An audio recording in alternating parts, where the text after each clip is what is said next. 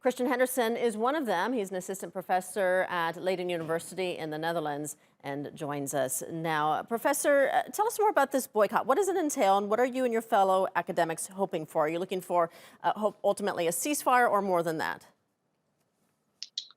Hello, good afternoon. Yes, well, I think this boycott is really about something more long-term, and it hopes to have a longer-term effect on the situation in Palestine and Israel.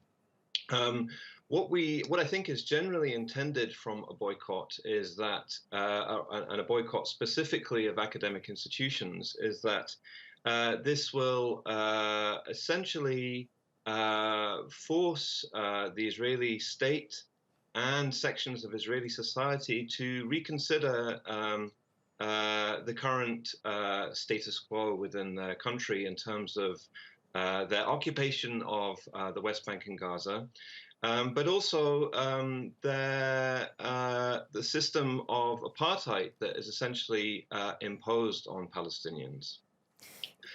So by implementing an academic boycott, I think the intention is that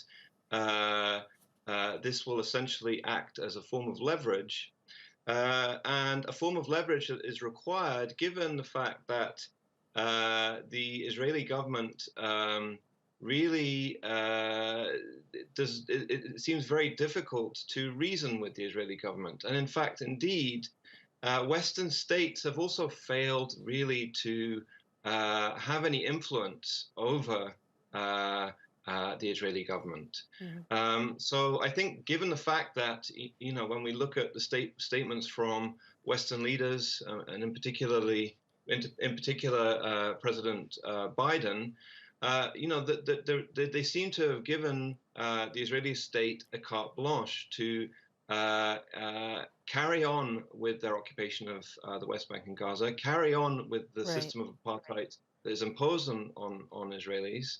And this, so it falls to individuals, and in particular academics, to take action. Mm-hmm.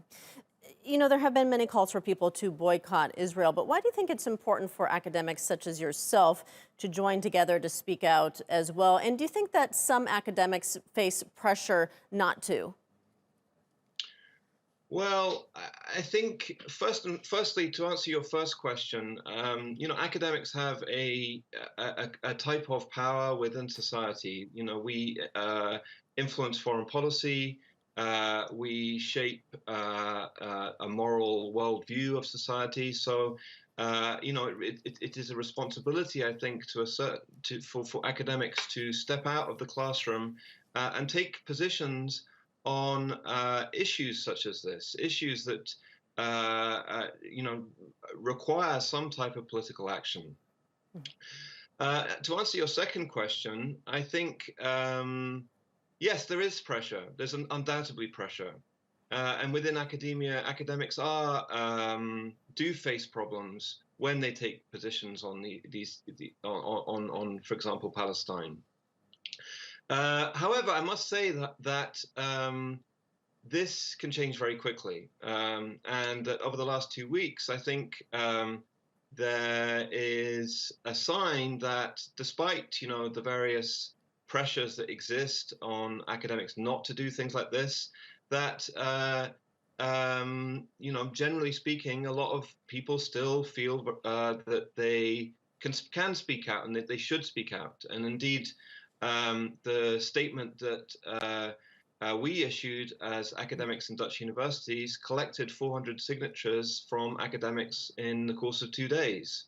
Okay. So despite some types of intimidation, that seems to have not worked entirely. Okay, we're going to leave it there for now. Christian Henderson, thank you so much for joining us.